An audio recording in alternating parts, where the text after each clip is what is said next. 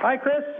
We're so proud of you, and we're following your adventures there. I hope Eddie is on his best behavior and his snoring isn't keeping you awake too much at night.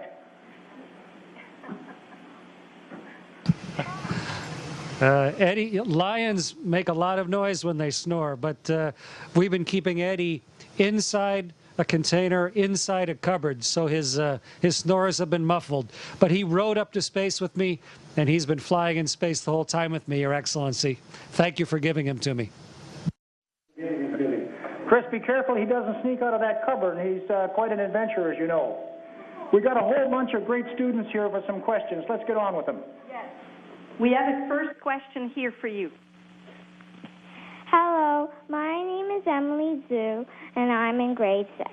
I heard that your sense of taste gets weaker in space. Is that true? Emily, your sense of taste, it's sort of like when you have a cold. And when you have a cold, all of the stuff that normally drains out of your nose gets plugged up there. And part of your taste is from your tongue and your smell and your senses. And when you can't smell, your food is hard to taste. It's the same for astronauts, because when we get to space, there's no gravity to pull all the stuff out of our head. And so we get sort of a swollen head, and it fills up our nose and makes our tongue kind of swollen, and you can't taste your food. But after a week or so, your body gets used to it, your nose opens up again, and you can taste your food okay. But for the first week, it's like having a cold, and nothing tastes very strong or nothing tastes very good. Another question. Hi, my name's Connell Sloan from Corpus Christi School in grade 6, and I was wondering what would happen if you put a marshmallow outside the space station.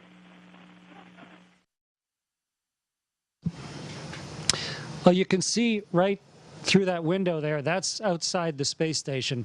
There's just a couple layers of glass between us and what is out there, which is the vacuum of space. There's no air. It's completely empty. And in the sun, in the shiny part, it's 150 degrees. And in the shade, it's minus 120 degrees.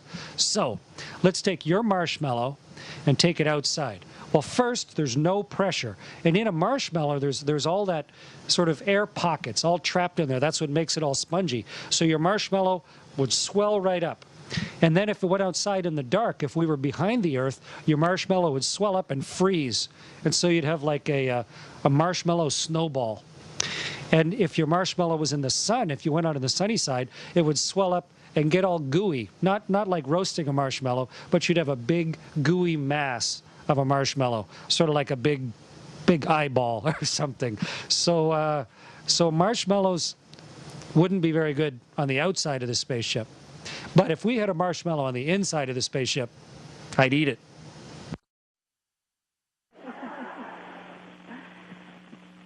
Hi, I'm Madeline Kushner from Corpus Christi in grade 6, and my question is, you have been experiencing weightlessness for much longer than you have in your previous trips into space.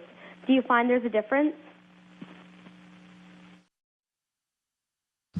Madeline, the big difference this time is I'm used to it. I can fly. I can go all different directions. I can do whatever I want. It's wonderful being in weightlessness this time. I'm fully adapted to it. I don't just feel like a visitor here now. I feel like a spaceling. I mean, it's wonderful to get completely used to being weightless, to have your body used to it. I exercise 2 hours every day to keep myself strong, but my body loves being in weightlessness. It's wonderful to be able to fly and float and watch this microphone. To just be able to float things to each other through space, it's like magic. And to be able to be here for that magic for 5 months is a tremendous gift. I love it.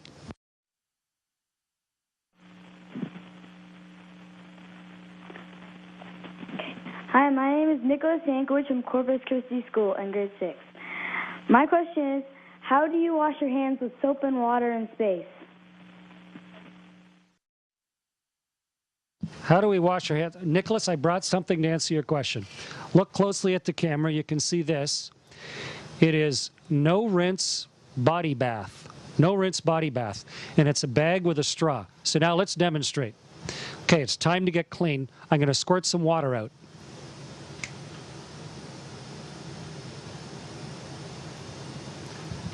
So we have a big ball of water, and you put it on your hand. And now I've got water floating around on my hand. And so I'd wash my hands up with that. And then grab a towel.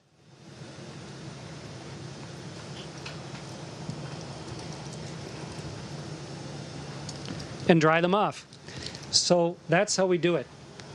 We use no rinse. It's a special type of slightly soapy water, so you don't need to have a bunch of fresh water afterwards. You squirt it, you float a ball of water in front of yourself, and then you just dry your towel. And when you're done, we just tuck our towel somewhere to let it air dry so that the evaporated water gets back into the space station and we can use that water again. So it works pretty well. Sort of like, maybe sort of like if you were on a sailboat and you needed to get clean, you do it sort of the same way.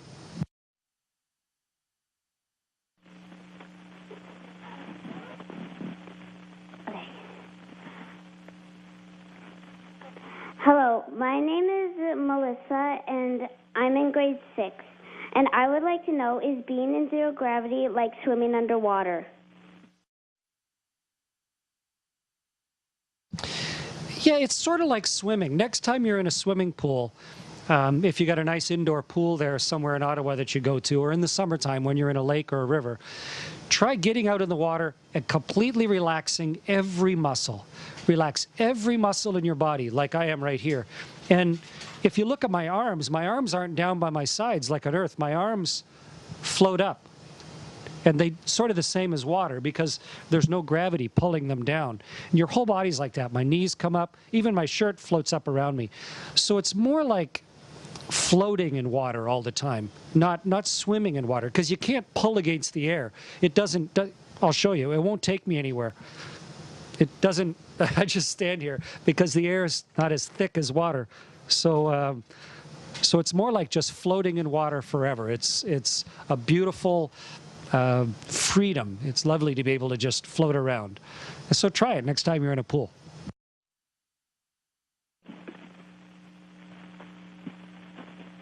Hi, my name is Owen, and I'm in grade 6. And I was wondering, what would happen if you tried to paint something in zero gravity?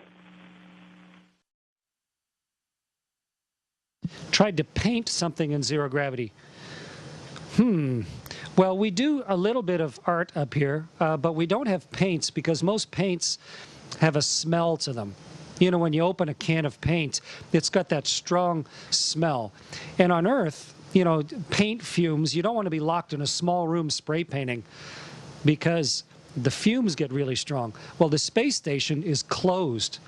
Every smell that's in here, there's no place for it to go. There's no way for it to get processed except by my lungs or maybe by the equipment.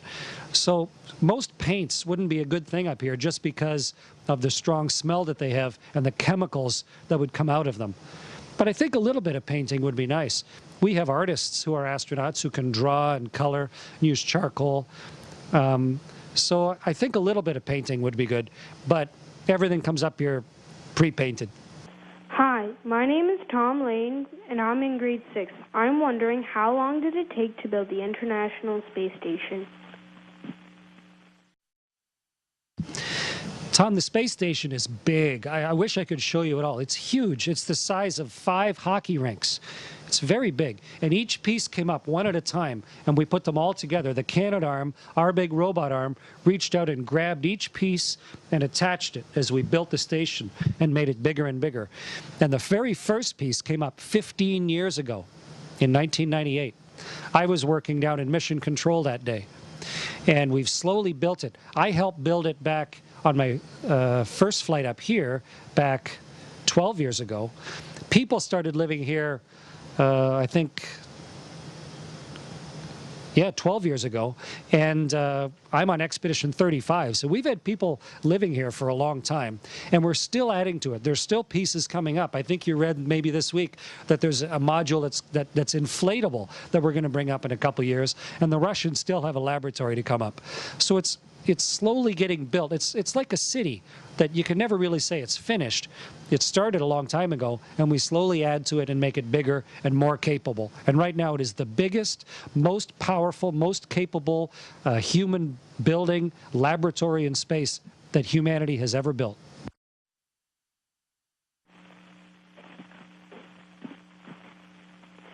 Hi, I'm Luke Jeeves, and I'm in grade 6, and I was wondering what happens when you sneeze in space. What happens when we sneeze in space? Well, let's try. Okay, I'll get myself set. I'm going to sneeze. Let's see what happens. Let me get stable. Okay, I'm going to turn sideways to see what happens. Here we go. Nothing. Oh, maybe I'm rotating a tiny bit. So when you sneeze, of course, your body is trying to get something out of your nose, and it pushes it out pretty fast. So that little bit of stuff pushing out of your nose would push you back very slightly. But you have a lot of mass, and the stuff coming out of your nose just has a tiny bit of mass, so it doesn't move you very much. So, not much, but also in space, we cover our noses when we sneeze.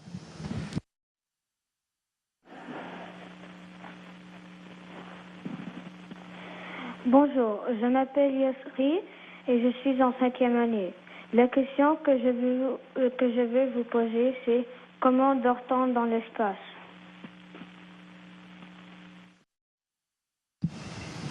Je dors très bien, merci. C'est un peu différent parce que dans la pesanteur, sans gravité, c'est pas nécessaire d'avoir un lit. Donc, j'ai seulement un sac de couchage fixé, branché à la mur. Et je n'ai pas besoin d'un oreiller parce que la tête ne tombe pas. Je flotte.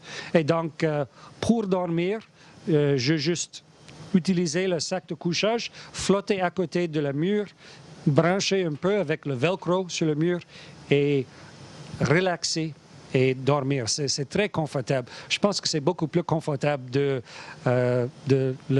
dormir sur Terre, dans la gravité, sous la gravité.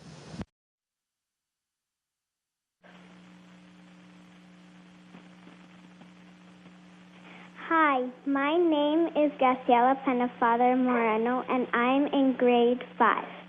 Why does the International Space Station travel so fast? Why do we travel so fast?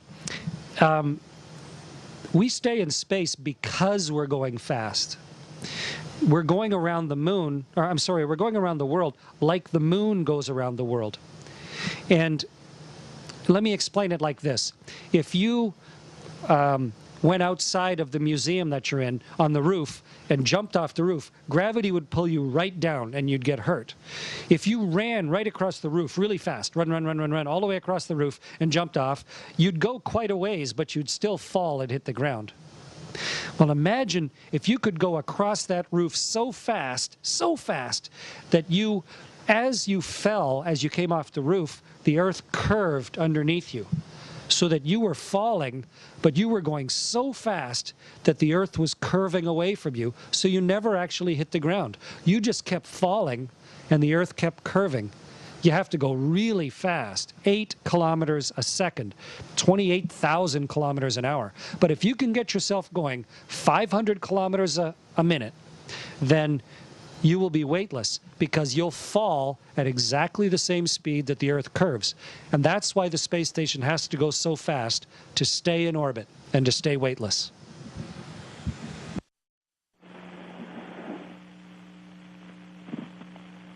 Bonjour, mon nom est Ellie Fitzgerald dans la 5e année.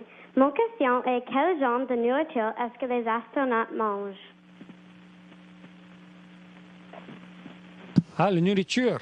Nous avons beaucoup de types différents de nourriture ici, mais c'est pas frais, c'est pas la nourriture comme chez vous. La nourriture sèche, on manque un réfrigérateur, pas de congélateur ici dans la station pour la nourriture. Donc, la nourriture sur la semblette, c'est le fruit séché. Je peux l'ouvrir, juste un moment.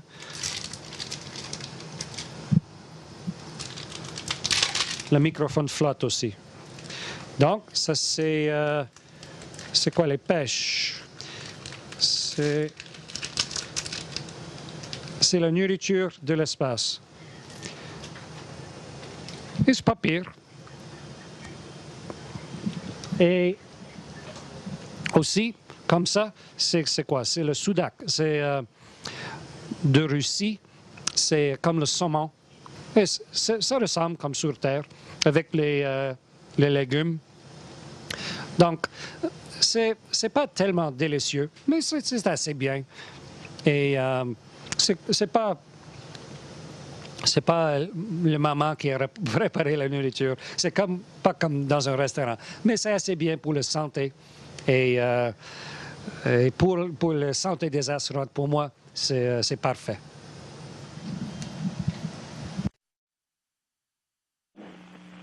Hi, my name is Katrina Lane, and I'm in grade 6. My question is, what does the space station smell like?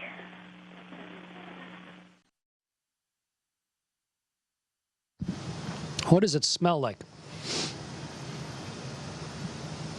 It doesn't really have a strong, distinctive smell. It's not a bad smell at all. It maybe smells like being in an airplane. If you go on to Air Canada or something and you walk onto the airplane, it's maybe got a slightly distinctive smell, but it's pretty clean. And we clean every Saturday I clean this whole laboratory. We're inside the Japanese laboratory. I go through and I wipe down every handrail with disinfectant wipes, with wet wipes, and I vacuum all of the filters. So we really work hard to keep it clean. And so it really doesn't have any bad. It's like being in a big building or maybe a nice clean hospital building or something. We work hard to keep it smelling good and healthy. It's good for our health and doesn't let any bacteria grow. And it's better if it doesn't have a smell that you don't like.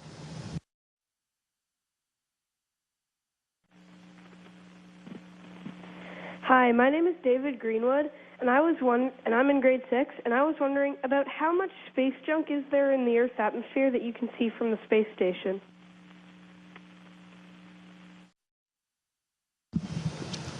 All space is full of junk or debris. The Earth gets hit by 100 tons a day of space debris. 100 tons a day hits our Earth. Every time you see a shooting star, or a meteorite or something, those are bits of debris coming from the universe. 100 tons a day. Some of it is human-made, only a little bit, but there is some. And from the space station, though, everything's going really, really fast. We are going 5 miles a second, 8 kilometers a second. So all the debris is going faster than a bullet. So you can't see it normally.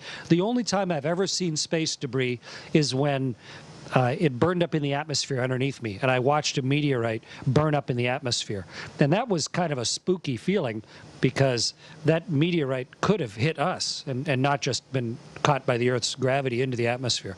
But even though we know there's some around, space is big, and we get peppered by tiny bits all the time. But the space station's a good ship, big, strong ship, and so far, so good.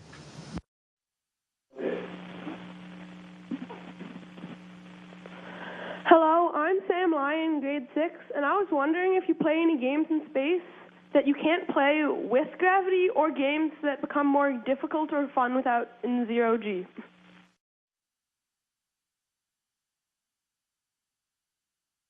Yeah, this is a great place for games. You would love it here. Imagine playing, hide and go seek up here, where you could float into any cupboard. You could hide up in the ceiling or in any sort of corner. So it's a great place for that. But we don't play hide and go seek very often. We're playing a game of Scrabble right now, but Scrabble's pretty hard without gravity, because your pieces float all over. So we have a Scrabble game where the pieces sort of click into place, and our board is up on the ceiling. You could play darts here, but you wouldn't want pointy darts because we're inside a spaceship. But if your dart just had a big lump on the end with Velcro and you threw it nice and slowly, maybe with big feathers on the end, then you could play darts. But when you throw darts on Earth, gravity pulls them, so they curve as you throw them. Here, they would go straight. You could throw your dart and it would go absolutely straight all the way to the target because there wouldn't be a curve of gravity. So I think, this would be a fun place to figure out how to play a bunch of games. And we play a little in our spare time, but mostly we're here to work. And so we don't experiment like you would if you just actually lived here as a regular person.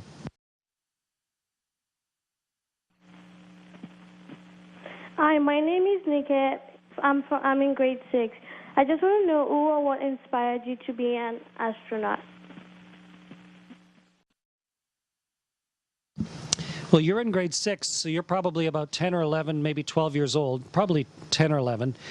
And, you've probably heard of some people that have done really interesting things in their life. Someone who's done something that you think, wow, that's cool.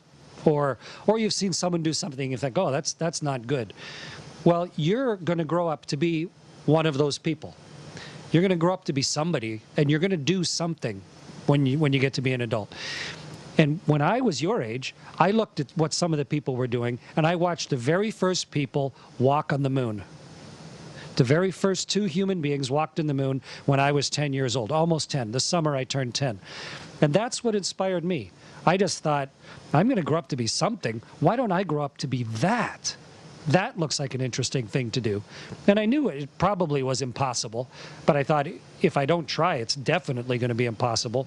And even if I don't get to fly in space, all those things of learning to fly and build spaceships and how to make machinery and how to test things and all about navigation, about geology and geography, it's all interesting. And so I was inspired to become an astronaut by 2 of the very first explorers, the first 2 people to walk on the moon. Chris, this was our last question, but maybe His Excellency wants to add a few words. Well, Chris, thank you so much. Thanks for those wonderful explanations to the great questions from the students here. Keep the amazing photos coming from space, and you're a wonderful ambassador for Canada and for the whole world.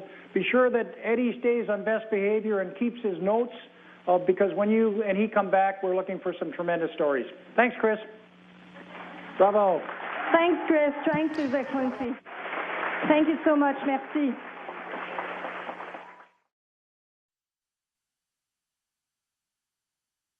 Merci à tout le monde. Thank you very much, Your Excellency. It's a privilege to talk to you and a delight to talk to young Canadians in Ottawa today. Thank you for having me there. And I got to get back to work.